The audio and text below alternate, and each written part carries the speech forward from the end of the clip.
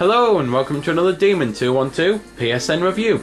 Today I'm going to be taking a look at Battle Tanks, which if you've never played it before, it's basically one of the greatest multiplayer games to come out in years because of how simple and fun it is.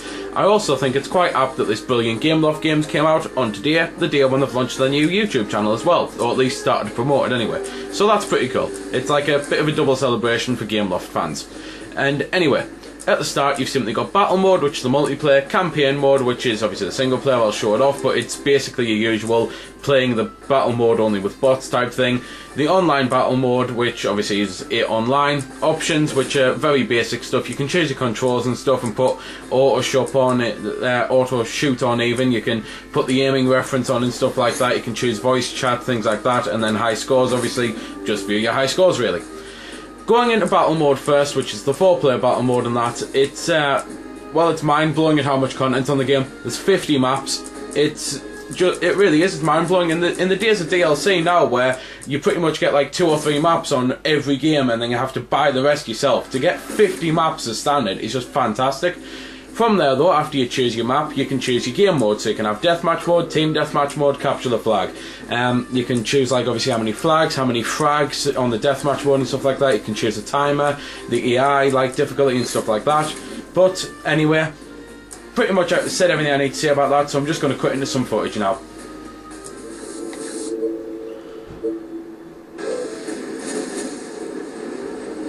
Well, here's some gameplay footage. Basically, it's as you'd expect. You go around, you shoot the boxes for power-ups, like I've currently got invincibility because I'm the red tank at the top of the screen. You've got destructible environments, however, your shots can bounce off certain walls and that, so you have to be careful with that because your own shots can kill you. You can also kill your teammate, it's got friendly fire on, so you have to be careful of that. But obviously this is just for the team mode. On the single-player mode, you want to be killing everyone anyway.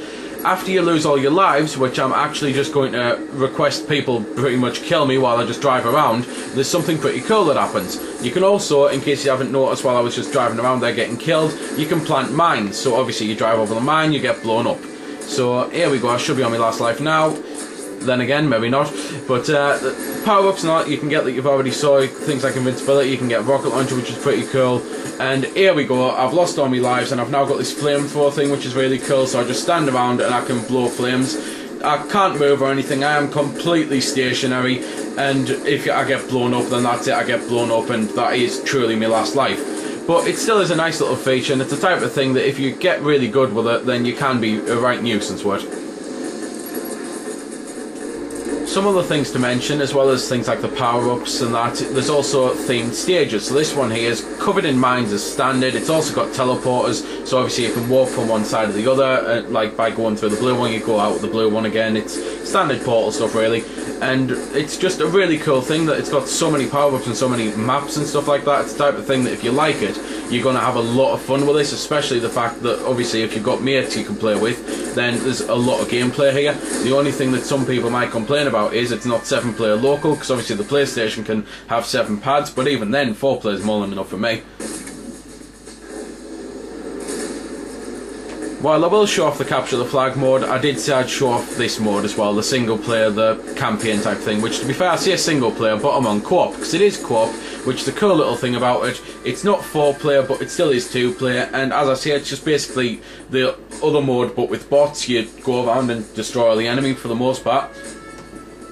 Well, this is capture the flag, as I did say I'd show it off, and it's pretty similar to as you'd imagine. Basically there's a flag, you have to get it and take it back to your base, so it's, well, capture the flag really. It's a really fun mode, but then again I've always loved capture the flag modes, and pretty much the only things I've got left to say really are that you can also have a cool little rocket launcher type thing when you die. I've mentioned the flamethrower, but there's the rocket launcher as well, and the rocket launcher allows you to actually control the rockets, so that's really useful. It's a lot more useful than the flamethrower, because obviously you can take pot shots at people and then guide your missiles and stuff, so again, really cool, really useful. And that really, if you like these sorts of games, daft little multiplayer games like Bomberman and stuff, this is fantastic, well worth the money that they're asking, considering how much content you get. The final thing I'll say, other than obviously graphics and music, which you'll get to hear a bit of it before sign off, is that you can also unlock different not so much tank types, but different camouflage things. So you can like have woodland camo and all. You can have the standard camos that you've seen us use here, and it's just a nice little thing. So obviously on team mode, you're all going to look alike because the reds are going to look like red. So at least being able to choose different camo patterns is going to mean that you're able to basically distinguish yourself from your teammate. So that's really useful. Anyway, here's some music, which I do actually think is pretty good and fits the theme really well.